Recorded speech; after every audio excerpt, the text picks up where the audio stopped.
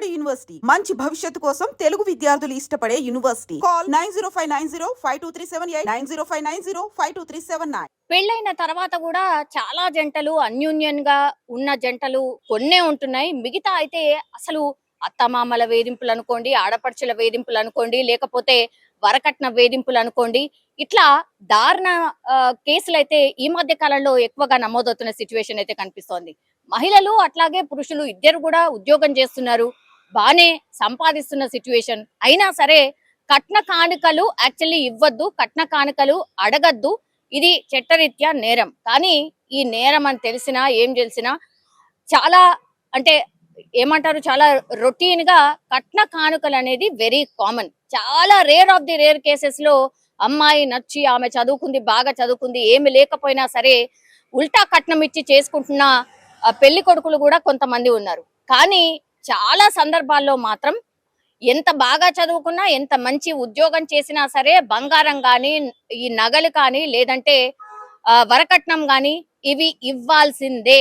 అమ్మాయి అంటే వరకట్నం, కట్నం తేవాల్సిందే. ఇది బేసిక్ రూల్ గా మారిపోయిన సిచ్యువేషన్ అయితే కనిపిస్తోంది. అమ్మాయిలు అన్నిట్లో రాణిస్తున్నారు, చదువుకుంటున్నారు, అయినా కూడా ఈ వరకట్న వేధింపులు మాత్రం అమ్మాయిలకు తప్పట్లేదు అని చెప్పొచ్చు. యాక్చువల్లీ నేను మాట్లాడుతుంది ఎవరి గురించి అంటే యాక్చువల్లీ జగిత్యాల జిల్లాకు సంబంధించిన ప్రసన్న లక్ష్మి. ఈమె పేరు వచ్చేసి ఈమె సాఫ్ట్వేర్ ఉద్యోగం చేస్తోంది. అట్లాగే 2 ఏళ్ల క్రితం మ్యారేజ్ అయిన ఆ పరిస్థితి. భార్యాభర్తలు ఇద్దరు కూడా బెంగళూరులో సాఫ్ట్వేర్ ఉద్యోగం చేస్తున్నారు. బెంగళూరు కాస్ట్లీయెస్ట్ సిటీ, మనకు తెలుసు, అంత ఈజీ కాదు అక్కడ లైఫ్ ని లీడ్ చేయాలి అంటే. మినిమం ఇద్దరికి కలిసి 1 or 1.5 lakh వరకు అయితే డెఫినెట్లీ వీళ్ళకు జీతం వచ్చే ఉంటది గ్యారంటీగా. సో బెంగళూరులో ఉద్యోగం అంటేనే మనం అర్థం చేసుకోవచ్చు. అయితే వీళ్ళకి మొన్న రీసెంట్లీయే ఒక బాబు పుట్టాడు. సో బాబు పుట్టిన తర్వాత ఇప్పుడు ప్రసన్న లక్ష్మి ఎవరైతే ఉన్నారో, ప్రసన్న లక్ష్మి ఆమె ఇంట్లో ఉంటోంది బాబుని చూసుకుంటూ. సో అప్పుడు ఈ భర్త ఎవరైతే ఉన్నారో, భర్త పేరు వచ్చేసి తిరుపతి. సో తిరుపతి ఇంకా మీరు కట్న కానుకల్లో మీరు తక్కువ ఇచ్చారు, కట్న కానుకలు మీరు ఇంకా ఇవ్వాల్సిందే అని అంటూ వేధించడం స్టార్ట్ చేశాడు. సో 2 ఏళ్ల క్రితమే మ్యారేజ్ అయింది, అట్లాగే ఒక బాబు కూడా ఉన్నాడు. మొన్నటి వరకు జాబ్ చేసింది, బాబు పుట్టిన తర్వాత జాబ్ మానేసింది.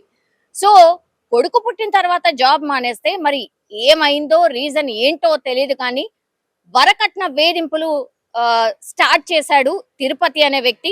పూర్తిగా ఆ అమ్మాయిని వేధించడం, అట్లాగే డబ్బులు తీసుకురాపో, లేదంటే బంగారం తీసుకురాపో, వరకట్నం కింద నాకు ఇంకా కూడా ఎక్కువ ముట్ట చెప్పాల్సింది, నేను చాలా తక్కువ తీసుకున్నాను అంటూ వేధించడం స్టార్ట్ చేశాడు. ఇంకా తట్టుకోలేకపోయింది, ఇంకా వేరే దారి లేక ఆమె పాపం చిన్న బాబు ఉన్నా సరే ఇంకా వేధింపులు ఎంత భయంకరంగా ఉన్నాయో తెలియదు, కానీ అత్తమామలు, భర్త, అటు ఆడపడుచులు వీళ్ళందరూ కూడా కలిసి ఆ అమ్మాయిని వేధించడం. ఆ తర్వాత అమ్మాయి ఏం చేసింది అని అంటే అద్దంలో రాసింది.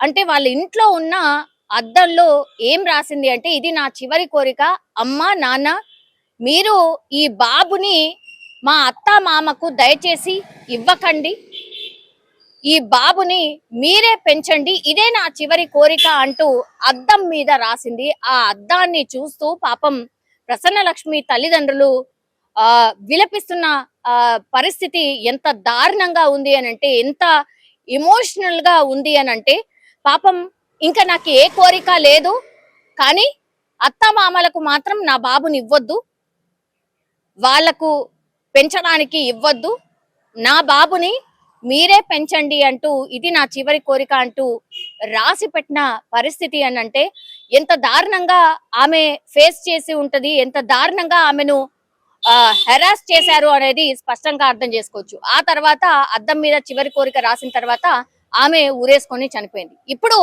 అత్తామామలు అట్లాగే భర్త తిరుపతి మీద కేసు అయితే ఫైల్ చేసిండ్రు. అట్లాగే ఈమె అద్దం మీద రాసిన ఏదైతే దాన్ని సూసైడ్ లెటర్ అనుకోవచ్చా, లేకపోతే సూసైడ్ కంటే ముందు రాసినటువంటి ఒక మెసేజ్ అనుకోవచ్చా, దాన్ని ఆధారంగా చేసుకుని పోలీసులు అయితే కేసు అయితే నమోదు చేసిండ్రు. సో ఇంత బాగా చదివిపించి పిల్లల్ని ఒక మంచి అతన్ని ఆర్ సేమ్ ఫీల్డ్ లో ఉన్న అతన్ని ఇచ్చి పెళ్లి చేస్తే లాస్ట్ వస్తే 2 ఏళ్ళో 3 ఏళ్ళో అంతే. ఆ తర్వాత నుంచి ఏదో ఒక ఇష్యూతోని ఇట్లా పాపం మధ్యలోనే చనిపోతున్న వాళ్ళు చాలా ఎక్కువగా కనిపిస్తున్నారు.